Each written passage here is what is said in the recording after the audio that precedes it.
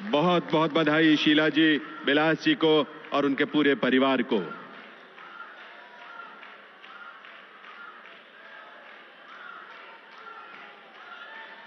जेलरवाला बाग JJ cluster से ही श्री मोहम्मद मंजूर शाह और श्रीमती अमीना बेगम को आमंत्रित करता हूं प्रधानमंत्री महोदय के कर कमलों से अपने घर की चाबी प्रतीक रूप में प्राप्त करने के लिए, और इनके लिए भी तालियों की गूंज, आपकी आवाज करतल ध्वनि की मंच तक भरपूर आनी चाहिए।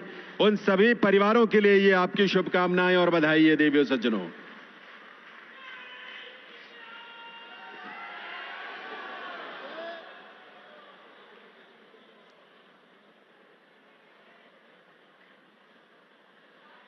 और अब मैं आमंत्रित कर रहा हूं गोल्डन पार्क जेजे क्लस्टर से तारावती जी और अशोक कुमार जी को कि वे मंच पर आकर प्रधानमंत्री महोदय से उनकी स्नेह से युक्त इस अवसर पर उनके कर कमलों से अपने घर की चाबी वो प्राप्त करेंगे। चाबी का एक प्रतिरूप प्रधानमंत्री महोदय इन्हें दोनों को भेंट करेंगे और तालियों की आवाज के साथ, करतल ध्वनि के साथ आप सबकी शुभकामनाएं भी तारावती जी और अशोक कुमार जी के लिए।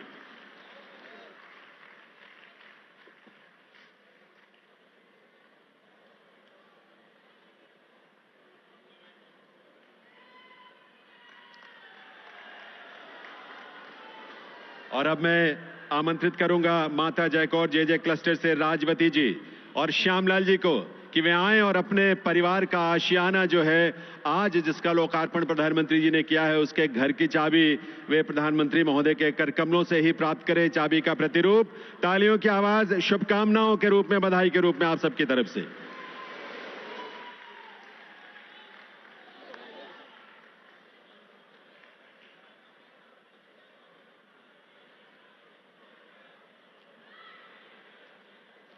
और अब मैं आमंत्रित करूंगा गोल्डन पार्क जेजे क्लस्टर से रामचरण जी और शीलाबाई जी को कि वे भी मंच पर आकर इस अवसर पर, इस सौभाग्य की इस घड़ी में प्रधानमंत्री महोदय के कर कमलों से अपने घर की चाबी, अपना आशियाना, अपनी छत, अपनी जमीन, ऐसे आशियाने की चाबी प्रधानमंत्री महोदय के कर कमलों से प्राप्त करेंगे।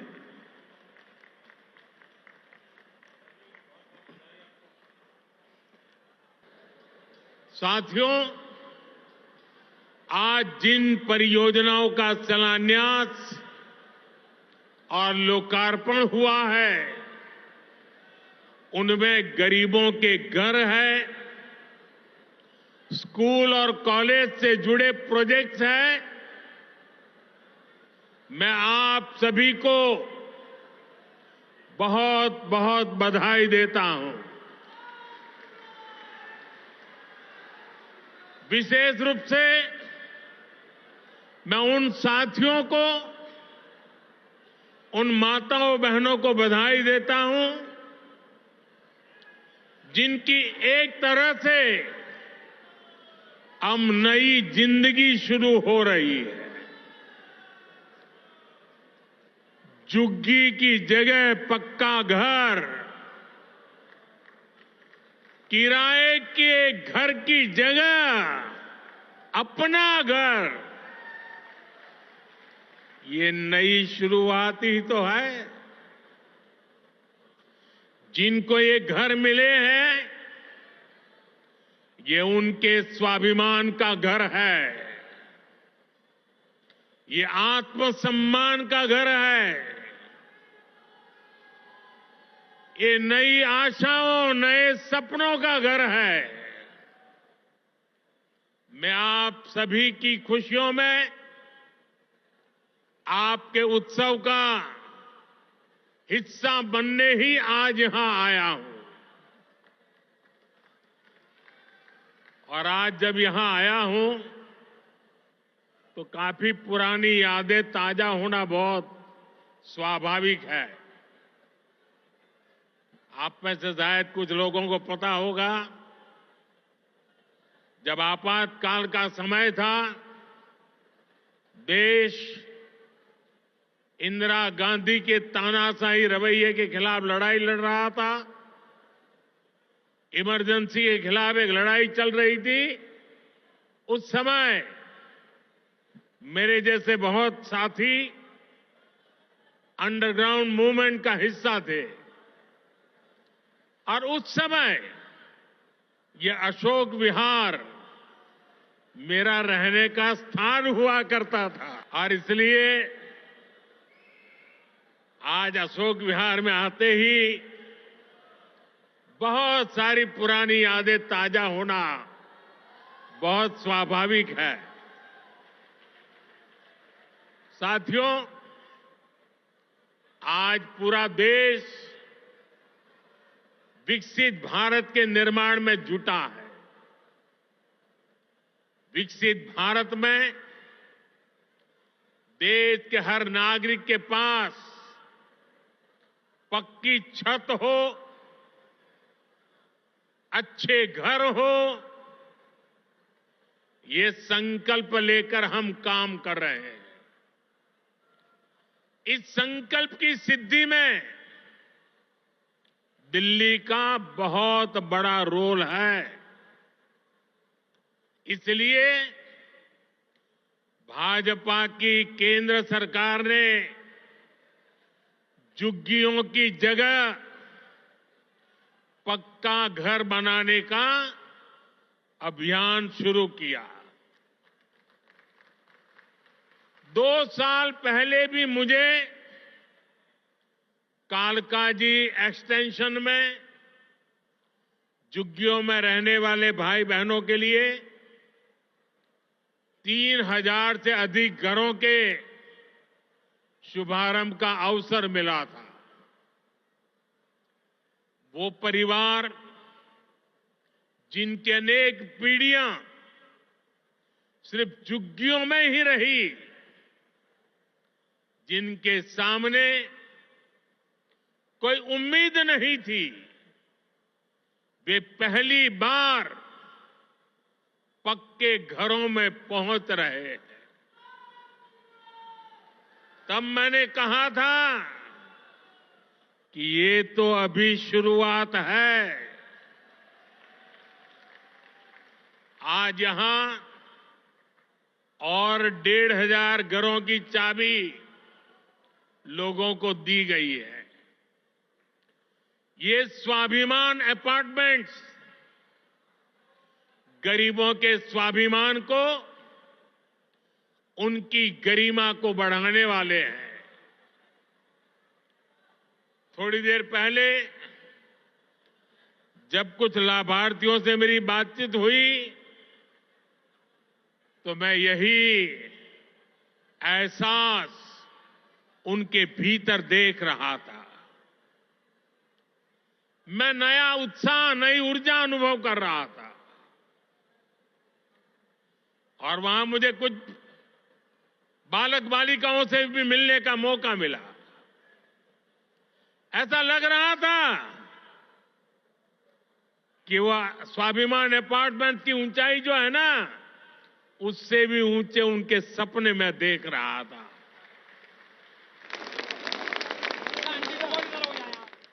और साथियों, इन घरों के मालिक भले ही दिल्ली के अलग अलग लोग हों, लेकिन ये सब के सब मेरे परिवार के ही सदस्य हैं। साथियों, देश भली भांति जानता है कि मोदी ने कभी अपने लिए घर नहीं बनाया, लेकिन बीते 10 वर्षों में 4 करोड़ से अधिक गरीबों के घर, उनका सपना पूरा किया है।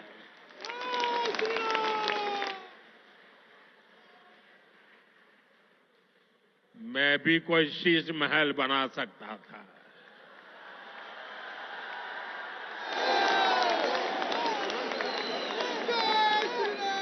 लेकिन मेरे लिए तो मेरे देशवासियों को पक्का घर मिले, यही एक सपना था। और मैं आप सबको भी कहता हूं, आप जब भी लोगों के बीच जाएं, लोगों को मिले, और अभी भी जो लोग झुग्गी झोपड़ी में रहते हैं मेरी तरफ से उनको वादा करके आना, मेरे लिए तो आप ही मोदी है। वादा करके आना, आज नहीं तो कल उनके लिए पक्का घर बनेगा, उनको पक्का घर मिलेगा। गरीबों के इन घरों में हर वो सुविधा है जो बेहतर जीवन जीने के लिए जरूरी है। यही तो गरीब का स्वाभिमान जगाता है, आत्मविश्वास बढ़ाता है, जो विकसित भारत की असली ऊर्जा है। और हम यहीं रुकने वाले नहीं हैं। अभी दिल्ली में करीब 3000 ऐसे ही और घरों के निर्माण का काम कुछ ही समय में पूरा होने वाला है। आने वाले समय में हजारों नए घर दिल्ली वासियों को मिलने वाले हैं। इस क्षेत्र में बहुत बड़ी संख्या में हमारे कर्मचारी भाई बहन रहते हैं। उनके जो आवास थे वे भी काफी पुराने हो चुके थे। उनके लिए भी नए आवास बनाए जा रहे हैं। बीते 10 वर्षों में प्रधानमंत्री आवास योजना शहरी, इसके तहत देश भर में 1 करोड़ से ज्यादा घर बने हैं। इसी योजना के तहत दिल्ली में भी करीब 30,000 नए घर बने हैं। साथियों, अब इस प्रयास को हमने और विस्तार देने की योजना शुरू की है। प्रधानमंत्री आवास योजना शहरी के अगले चरण में शहरी गरीबों के लिए 1 करोड़ नए घर बनने वाले हैं। इन घरों के लिए केंद्र की भाजपा सरकार ही मदद देने वाली है। साल में जिनकी आय 9 लाख रुपए से कम है, उन परिवारों को इस योजना का विशेष फायदा होगा। केंद्र सरकार मिडिल क्लास परिवारों को, मध्यम वर्ग परिवारों का घर का सपना पूरा करने के लिए होम लोन के ब्याज में बहुत बड़ी छूट दी रही है। वो पैसे सरकार दे रही है। साथियों, हर परिवार का सपना होता है कि उसके बच्चे अच्छे से पढ़ें, अच्छे से सीखें और अपने पैरों पर खड़े हो। देश में अच्छे स्कूल कॉलेज हो, यूनिवर्सिटीज हो, अच्छे प्रोफेशनल संस्थान हो, इस पर भाजपा सरकार द्वारा बहुत जोर दिया जा रहा है। हमें सिर्फ बच्चों को पढ़ाना ही नहीं है, बल्कि वर्तमान और भविष्य की जरूरतों के लिए नई पीढ़ी को तैयार भी करना है। नई नेशनल एजुकेशन पॉलिसी में इसी बात का ध्यान रखा गया है। नई राष्ट्रीय शिक्षा नीति गरीब परिवार का बच्चा हो, मध्यम परिवार के संतान हो, उनको नए अवसर देने वाली नीति को लेकर चलता है।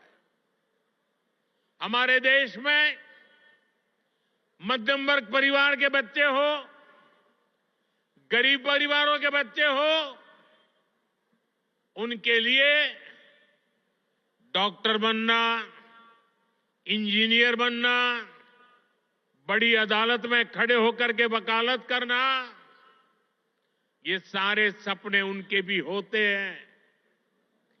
लेकिन मध्यम वर्ग के परिवार के लिए अंग्रेजी माध्यम की स्कूल में बच्चों को पढ़ाना आसान नहीं होता है। गरीब के लिए बच्चों को अंग्रेजी में शिक्षा देना मुश्किल होता है।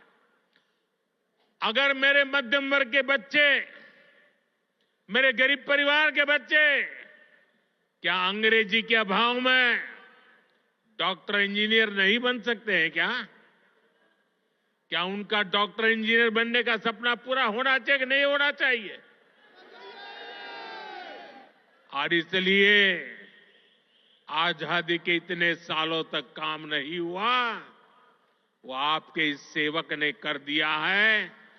अब वो अपनी मातृभाषा में पढ़ करके डॉक्टर भी बन सकता है, इंजीनियर भी बन सकता है और बड़ी से बड़ी अदालत में मुकदमा भी लड़ सकता है।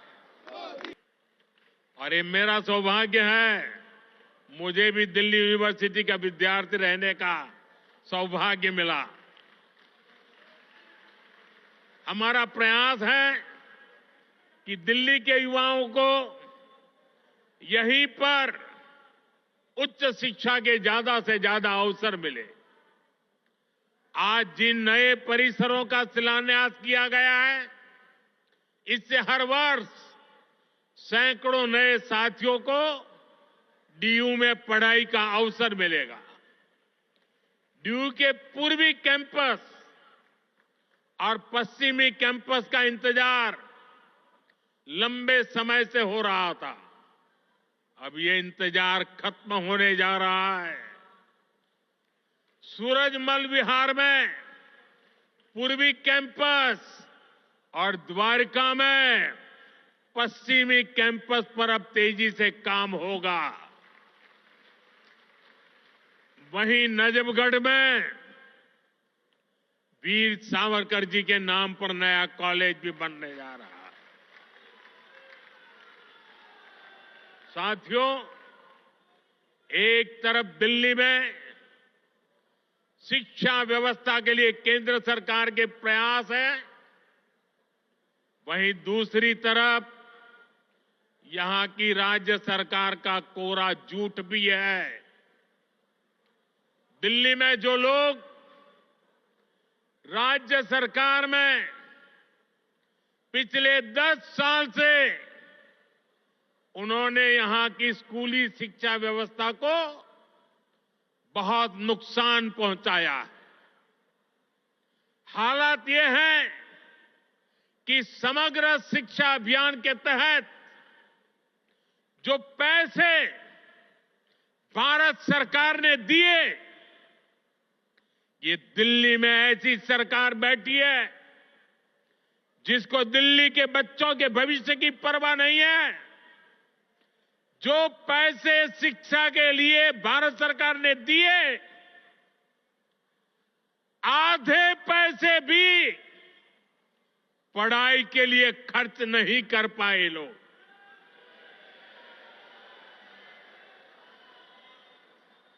साथियों, ये देश की राजधानी है। दिल्ली वासियों का हक है, उनकी सुशासन की कल्पना की है, सुशासन का सपना देखा है। लेकिन बीते 10 वर्षों से दिल्ली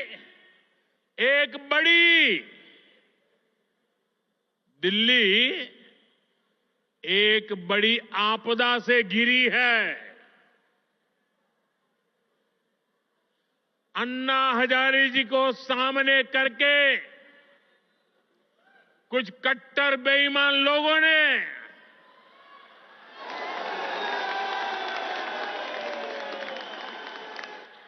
दिल्ली को आपदा में धकेल दिया। शराब के ठेकों में घोटाला, बच्चों के स्कूल में घोटाला, गरीबों के इलाज में घोटाला, प्रदूषण से लड़ने के नाम पर घोटाला, भर्तियों में घोटाला। ये लोग दिल्ली के विकास की बात करते थे, लेकिन ये लोग आपदा बनकर दिल्ली पर टूट पड़ी है। ये लोग खुलेआम भ्रष्टाचार करते हैं और उसका महिमा मंडन भी करते हैं। एक तो चोरी, ऊपर से सीना चोरी।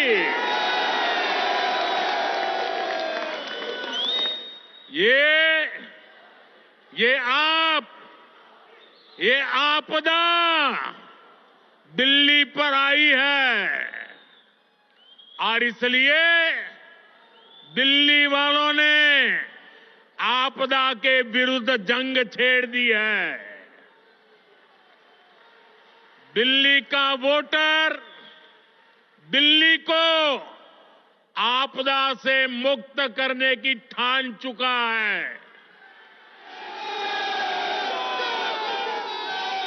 दिल्ली का हर नागरिक कह रहा है, दिल्ली का हर बच्चा कह रहा है, दिल्ली की हर गली से आवाज आ रही है, आपदा को नहीं सहेंगे, बदल के रहेंगे।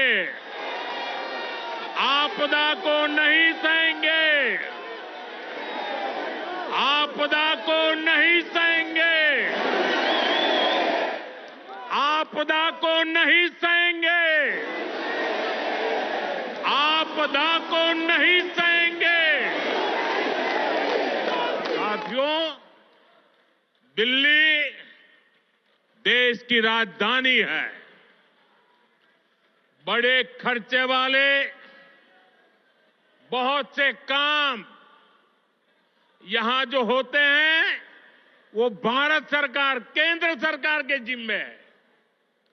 दिल्ली में ज्यादातर सड़कें, मेट्रो, बड़े बड़े अस्पताल, बड़े बड़े कॉलेज कैंपस, ये सब केंद्र सरकार ही बना रही है।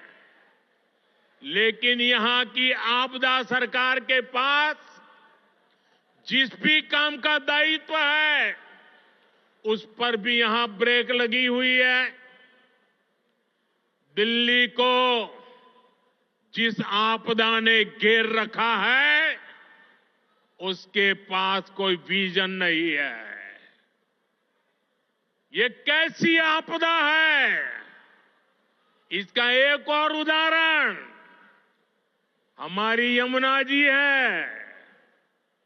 यमुना नदी, अभी मैं ये स्वाभिमान फ्लैट के लाभार्थियों से बात कर रहा था यहां आने से पहले, तो ज्यादातर वो इस उत्तरी क्षेत्र के रहने वाले थे। तो मैंने उनको पूछा छठ पूजा कैसी रही।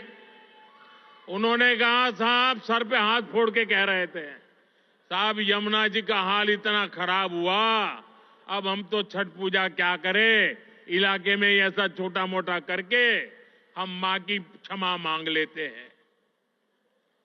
हर दिल्ली वासी को यमुना जी का स्थिति, साथियों आज 10 साल बाद ये कह रहे हैं, और बेशर्मी देखो, लाज शर्म का नामो निशान नहीं। ये कैसी आपदा, ये कह रहे हैं यमुना की सफाई से वोट नहीं मिलते। अरे वोट नहीं मिलेंगे तो क्या यमुना को बेहाल छोड़ देंगे? यमुना जी की सफाई नहीं होगी तो दिल्ली को पीने का पानी कैसे मिलेगा? इन लोगों की करतूतों की वजह से ही आज दिल्ली वालों को गंदा पानी मिलता है। इस आपदा ने दिल्ली वालों के जीवन को टैंकर माफिया के हवाले कर दिया है। ये आपदा वाले रहेंगे तो भविष्य में दिल्ली को और भी विकराल स्थिति की तरफ ले जाएंगे। साथियों, मेरा ये निरंतर प्रयास है कि देश के लिए जो भी अच्छी योजनाएं बन रही हैं, उनका लाभ मेरे दिल्ली के भाई बहनों को भी मिले। केंद्र की भाजपा सरकार की योजनाओं से गरीब और मध्यम वर्ग को सुविधाएं भी मिल रही हैं और पैसे भी बच रहे हैं। साथियों, केंद्र की भाजपा सरकार बिजली का बिल 0 कर रही है और इतना ही नहीं, बिजली से कमाई के अवसर भी दे रही है। पीएम सूर्य घर मुफ्त बिजली योजना से हर परिवार आज बिजली उत्पादक बन रहा है।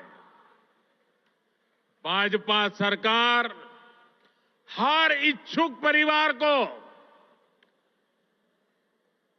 78,000 रुपीज, करीब 75-80 हजार रुपये एक परिवार को सोलर पैनल लगाने के लिए 75-80 हजार रुपये दे रही है।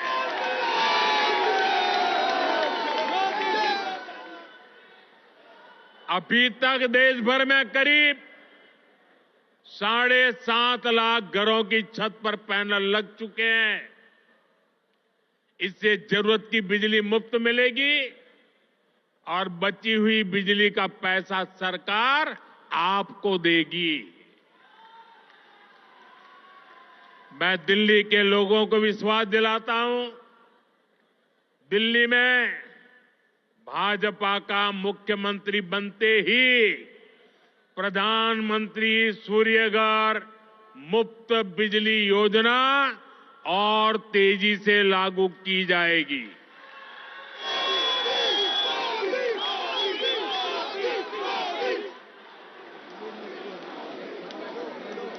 साथियों, आज दिल्ली के करीब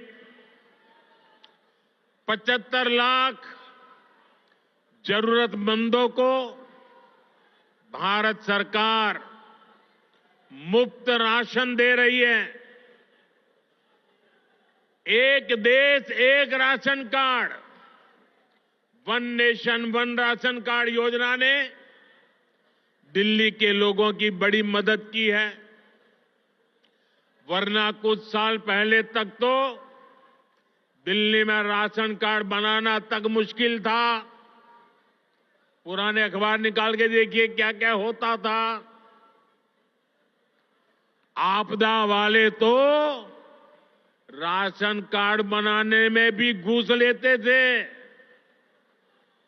आज घूसखोरी का रास्ता भी बंद हुआ है और राशन के खर्च में भी बचत हो रही है। साथियों, दिल्ली के गरीब हो, मध्यम वर्गीय परिवार हो, उनको सस्ती दवाएं मिले, इसके लिए करीब 500 जन औषधि केंद्र यहां दिल्ली में बनाए गए हैं। इन केंद्रों पर 80% से अधिक डिस्काउंट पर दवाएं उपलब्ध है। 100 रुपये की दवाई 15 रुपया 20 रुपये में मिलती है। इन सस्ती दवाओं से दिल्ली के लोगों को हर महीने हजारों रुपये की बचत हो रही है।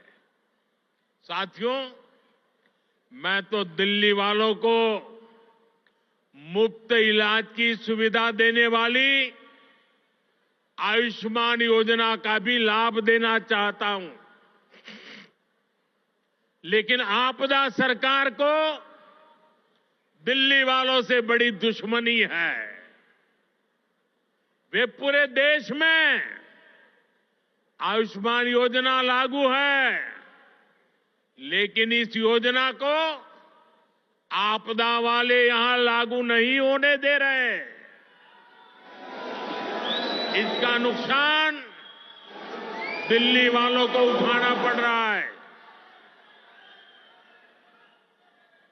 और सबसे बड़ी बात, हमारे दिल्ली के व्यापारी देश भर में जाते आते रहते हैं, दिल्ली के प्रोफेशनल देश भर में जाते आते रहते हैं, दिल्ली के नौजवान देश भर में जाते आते रहते हैं, घूमने फिरने जाते हैं।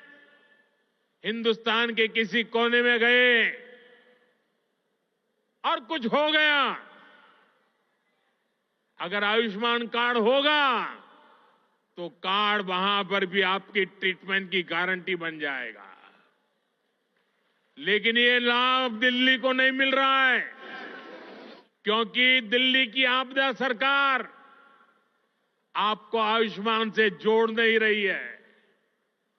और इसलिए हिंदुस्तान में कहीं गए, कुछ हो गया, ये मोदी चाहते हुए भी आपकी सेवा नहीं कर पाता है, ये आपदा के पाप के कारण। साथियों, भाजपा सरकार 70 साल की आयु के ऊपर के बुजुर्गों को भी आयुष्मान योजना के दायरे में ले आई है। किसी भी परिवार का 70 साल से ऊपर का व्यक्ति, अब उनके बच्चों को उसकी बीमारी की चिंता नहीं करनी पड़ेगी, ये आपका बेटा उनकी चिंता करेगा। लेकिन मुझे बड़े दुख के साथ कहना पड़ रहा है कि बेटा दिल्ली के बुजुर्गों की कितनी सेवा करना चाहे, लेकिन आपदा वालों ने दिल्ली के बुजुर्गों को उस सेवा से वंचित कर दिया है। फायदा नहीं ले पा रहे। आपदा वालों का स्वार्थ, आपदा वालों की जीत, आपदा वालों का अहंकार आपके जीवन से वो ज्यादा बड़ा मानते हैं। साथियों, दिल्ली के लोगों के लिए भारत सरकार पूरी संवेदनशीलता से काम कर रही है। दिल्ली की अनेकों कॉलोनियों को रेगुलर करके भाजपा सरकार ने लाखों लोगों की चिंता दूर की है। लेकिन यहां की आपदा सरकार ने, यहां की राज्य सरकार ने उन्हें आपदा का शिकार बना डाला। केंद्र की भाजपा सरकार लोगों की मदद के लिए स्पेशल सिंगल विंडो कैंप चला रही है, लेकिन आपदा सरकार इन कॉलोनियों में पानी की, सीवर की सुविधाएं तक ठीक से नहीं दे रही है। इसके चलते लाखों दिल्ली वासियों को बहुत परेशानी हो रही है। घर बनाने में लाखों रुपए लगाने के बाद भी अगर सीवर ना हो, नालियां टूटी हो, गली में गंदा पानी बहता हो, तो दिल्ली के लोगों का दिल दुखना बहुत स्वाभाविक है। जो लोग दिल्ली के लोगों से विश्वासघात करके, झूठी कस्में खाके अपने लिए शीश महल बनवा लेते हैं, उनसे जब यह आपदा जाएगी और भाजपा आएगी तो इन सारी समस्याओं का समाधान भी किया जाएगा। साथियों, आपको याद रखना है, जहां जहां आपदा का दखल नहीं है, वहां हर काम अच्छे से होता है। आपके सामने डीडीए दिल्ली डेवलपमेंट अथॉरिटी का उदाहरण है। डीडीए में आपदा का उतना दखल नहीं है। इसके कारण डीडीए गरीबों और मध्यम वर्ग के लिए नए घर बना पा रही है। दिल्ली के हर घर तक पाइप से सस्ती गैस पहुंचाने का काम तेजी से चल रहा है। ये काम भी इसलिए हो पा रहा है क्योंकि इसमें भी आपदा की दखल नहीं है। दिल्ली में इतने सारे हाईवे बन रहे हैं, एक्सप्रेसवे बन रहे हैं, ये भी इसलिए बन पा रहा है क्योंकि इसमें आपदा की दखल नहीं है। साथियों, आपदा वाले दिल्ली को सिर्फ समस्याएं दे सकते हैं, वहीं भाजपा दिल्ली के लोगों की समस्याओं का समाधान करने में जुटी है। 2 दिन पहले ही हमारे दिल्ली के 7 एमपी हमारे सांसद ने यहां की ट्रैफिक की समस्या को दूर करने के लिए अहम सुझाव भारत सरकार को दिए हैं। दिल्ली एयरपोर्ट के नजदीक शिव मूर्ति से नेल्सन मंडेला मार्ग तक टनल बनाना हो, दिल्ली अमृतसर कटरा एक्सप्रेसवे को केएमपी एक्सप्रेसवे से जोड़ना हो, दिल्ली देहरादून एक्सप्रेसवे को अर्बन एक्सटेंशन रोड 2 से जोड़ना हो, या दिल्ली का ईस्टर्न बाईपास हो, ये हमारे सांसदों ने जो सुझाव दिए, इन सुझावों को भारत सरकार ने मान लिया है। इन पर सैद्धांतिक सहमति दे दी है। इनसे आने वाले समय में दिल्ली में ट्रैफिक की समस्या का समाधान होगा। साथियों, साल 2025 दिल्ली में सुशासन की नई धारा तय करेगा। ये साल राष्ट्र प्रथम, देशवासी प्रथम, मेरे लिए दिल्लीवासी प्रथम, इस भाव को सशक्त करेगा। ये साल दिल्ली में राष्ट्र निर्माण और जन कल्याण की नई राजनीति का शुभारंभ करेगा। और इसलिए आपदा को हटाना है, भाजपा को लाना है। आपदा को हटाना है,